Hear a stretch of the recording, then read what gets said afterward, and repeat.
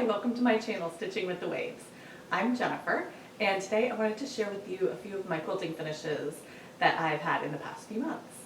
I've been quilting since about November of 2019, so about 4 years now. Just before that, I started making floss tube videos because I'm primarily a cross stitcher, but recently I decided that I had been doing enough quilting, and I'm enough of a quilter, that I wanted to make my videos separate and kind of give my quilts the attention that they deserve on their own. So I'll make sure when I post a video to either put floss tube or quilting in the title so you can easily tell what my video is going to be about. And you can watch whatever you like. If you want to find out when I'm posting videos, you can click the subscribe button and then use the bell to get notifications so that you find out whenever I post videos. Let's get started with this quilt I have up here hanging behind me. This is a free pattern I found called Moda Illusion.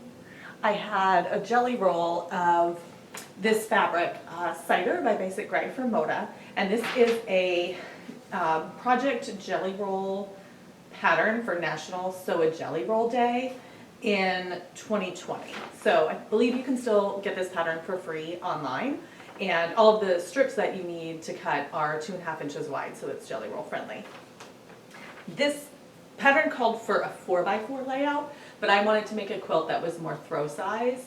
So mine is about 60 by 60 inches. I just did 3 stars by 3 stars. And I started it 3 years ago. This has been a long time in the making.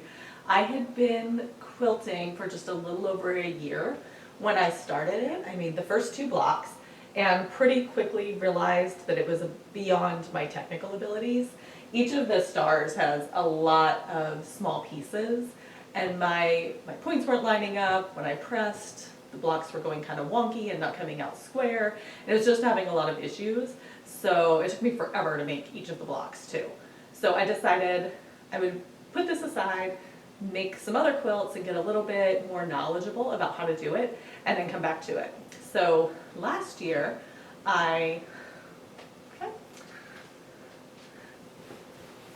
this is my new kitten, Steel. He'll be a year old in January, so he is not so little, but he still has that curiosity and energy and friskiness of a kitten. We also have his sister, Willow, who is gray and white. They are super sweet, but he is so curious this morning about the video that I'm making. So hopefully that will be the end of his curiosity and he will move along, so my quilts can get the attention and not him. He is super cute though. Alright, so last year I picked up this quilt again and it went much better. I was able to finish all the blocks, put on the borders, get the whole thing pieced together, totally complete. So that was good. It went much better. When I look at it, I can still tell which blocks I did first, which is kind of nice because it reminds me of my journey to get here and how much I've improved as a quilter over the past couple of years. And I finished this, piecing the top. It was pretty late in the year. It was like November last year. So I decided to put this quilt away in favor of working on some Christmas projects. But this year I was determined to get it done. So I got it totally quilted. I just did straight line quilting on my machine. I do have a machine that can do free motion, but I haven't taken the time yet to figure that out.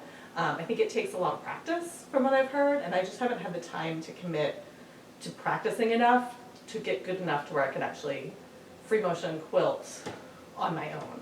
So I just do straight line quilting for right now. For this quilt, I just, each of the vertical seams in the quilt and the horizontal seams, I just echoed those 1/4 inch on either side. So I'll do a little bit of a close-up and insert that here so you can see.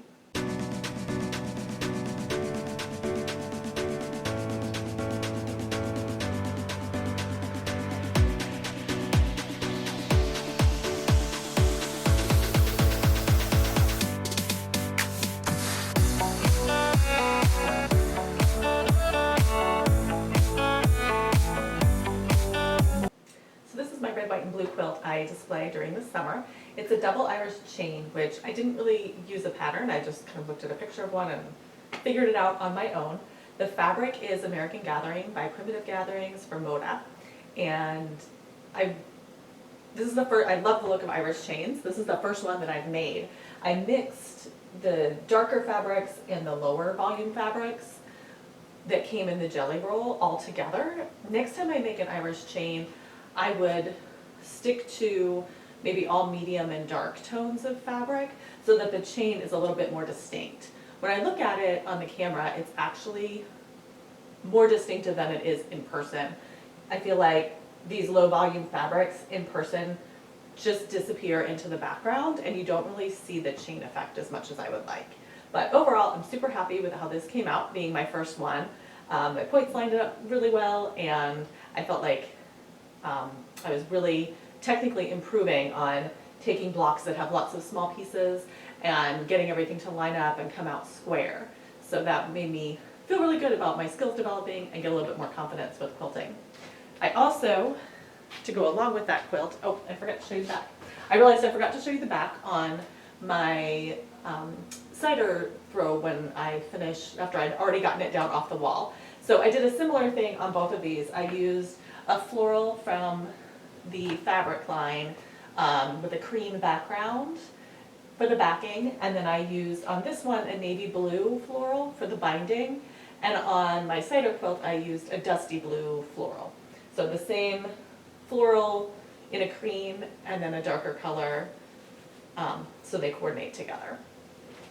All right, so then I also wanted to make a couple of throw pillows to go with the throw blankets. I displayed the throw blanket on the back of my sofa, and then I have a couple of throw pillows that coordinate sitting on the sofa. So this book is Sampler Spree by Susan Aki, I believe is how you pronounce her name. Apologies to Susan if that's not correct.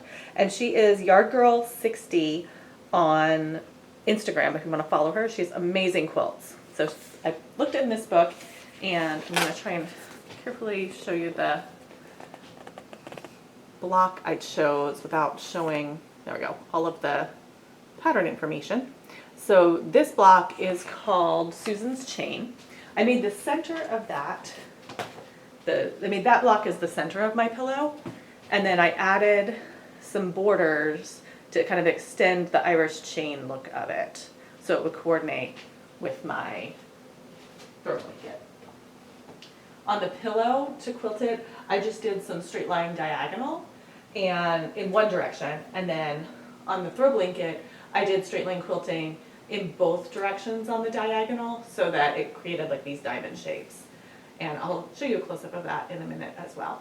So I made 2 throw pillows, and then I also wanted to do a table runner to go on my table. But I wanted to see how it would look with using all low volume fabrics from the line. So let's see, stand back here. This is how it turned out. I just, again, I didn't use a pattern.